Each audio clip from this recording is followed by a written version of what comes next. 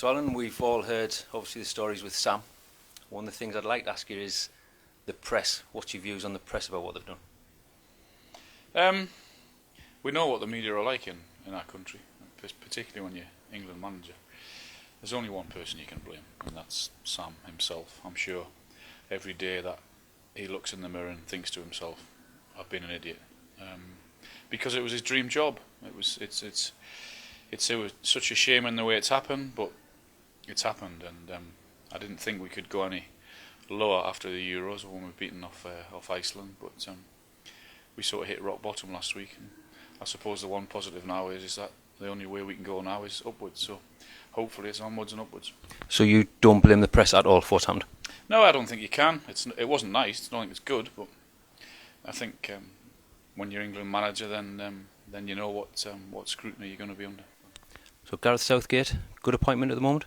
Yeah, I think it is a good appointment. I think it gives everyone a bit of breathing space. He will know a lot of the players through the under-21 setup. He worked at St George's Park when England were there, of course, when he was training the 21. So he'll know that. He'll bring a freshness and enthusiasm. And I think it's right that we give it to an English person. I think England should be managed by an Englishman. And he's got the best interview for the job. He's got 4 games, and I hope he does very well. And if England couldn't call him for yourself, whether it was the main job or assistant, would you be keen?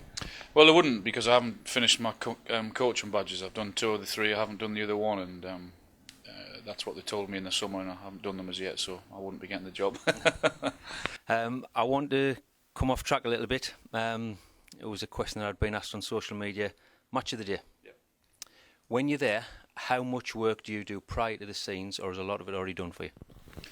No, nothing's done for us. We have to. I leave Newcastle at 8 o'clock on Saturday morning-ish. Get down to Manchester at about 11. Watch the first game. Come in at 12:30 and take our notes and do our analysis bits, and then very similar at 3 o'clock. We have all the games coming through live, and then we pick a game which we think is going to be the biggest game of the day. Do exactly the same. Sit and take our notes with the analysis guys. And the same again at 5:30, and then we go into the editing suite at about 8:30 for an hour. Look at what we've done all day, and then go and get ready and go and sit on stage at about 10:15, and then we go on live at about 10:30, finish at midnight, and then jump in a car and back to Newcastle. So it's a long old day. It's a good day though. We get to watch football, so it's not so bad. Yeah, do you get to watch the Sunderland games though? I'm a Sunderland fan, unfortunately. I've got to watch them now and again, unfortunately, but it hasn't been pretty viewing this year, has it? No, I mean, obviously this is the North East Football Show, so we need to include Sunderland, Newcastle and Middlesbrough. If you can tell me how you think all 3 will do. I think Sunderland will have a long, hard season. I think David went into the job expecting to get more players in than he has done.